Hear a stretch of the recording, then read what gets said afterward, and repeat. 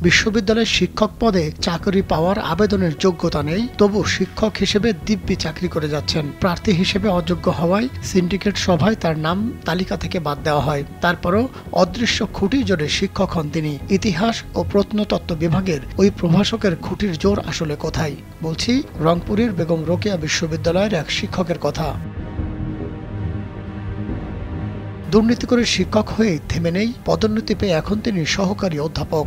আলোচিত এই শিক্ষকের নাম মোহাম্মদ ইউসুফ। তার নিয়োগ প্রক্রিয়া নিয়ে নতুন করে উঠেছে প্রশ্ন।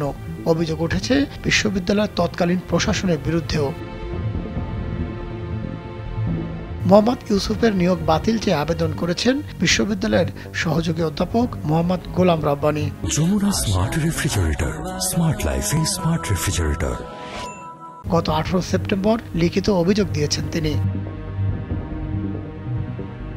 অনুসন্ধানে জানা গেছে, অভিযুক্ত ইউসুফ এসএসসি ও এইচএসসি পরীক্ষায় বি গ্রেড পেয়েছেন, গণিতে সি গ্রেড, এইচএসসির ইংরেজিতে ডি গ্রেড পেয়ে পাশ করেছেন টেনে টুনে, স্নাতকে উত্তীর্ণ হয়েছেন দ্বিতীয় শ্রেণীতে।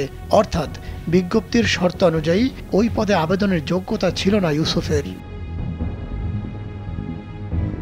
ইউসুফকে নিয়োগ দিতে শুধু শিক্ষাগত যোগ্যতা নয়, বরং পুরো নিয়োগ প্রক্রিয়ার ধাপে ধাপে অনিয়মের অভিযোগ পাওয়া গেছে। 2013 সালের 4 অক্টোবর বিশ্ববিদ্যালয়ের 36তম সিন্ডিকেট সভায় বাছাই বোর্ড ইউসুফকে অযোগ্য মনে করে বাদ দেয়। পরে তৎকালীন বিভাগীয় প্রধান ইকবাল শাহ রুমি, তৎকালীন ভিসি প্রফেসর AKM নুরুন নবীর সহযোগিতায় শিক্ষক হওয়ার অনৈতিক কাজে নামেন। বাছাই বোর্ডের সুপারিশ সহ বিশ্ববিদ্যালয়ের সিদ্ধান্তের গোপন নথি সংগ্রহ করে 2014 সালে হাইকোর্টে রিট পিটিশন করেন ইউসুফ। 2019 সালে আদালত থেকে নিজের পক্ষে রায় আনেন ইউসুফ।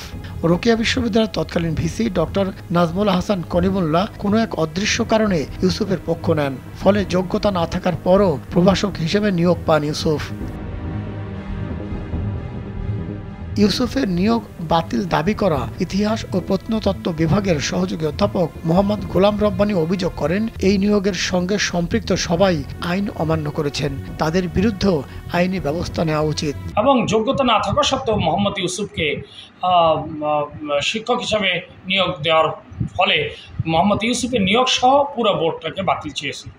তাছাড়া আরেকটি দাবি ছিল আমার আবেদনের মধ্যে, যে হচ্ছে যতদিন পর্যন্ত এই পুরো প্রক্রিয়া সম্পন্ন না হয় ততদিন পর্যন্ত মোহাম্মদ ইউসুফকে সকল একাডেমিক ও প্রশাসনিক দায়িত্ব থেকে বিরত রাখার জন্য আবেদন করেছি। রংপুর বারের আইনজীবী মুজাহিদুল ইসলাম বুলেট বলেন, তৎকালীন 2 ভিসি এই দুর্নীতির সাথে জড়িত ছিলেন। মাহমুদ সোহেল, কালবেলা।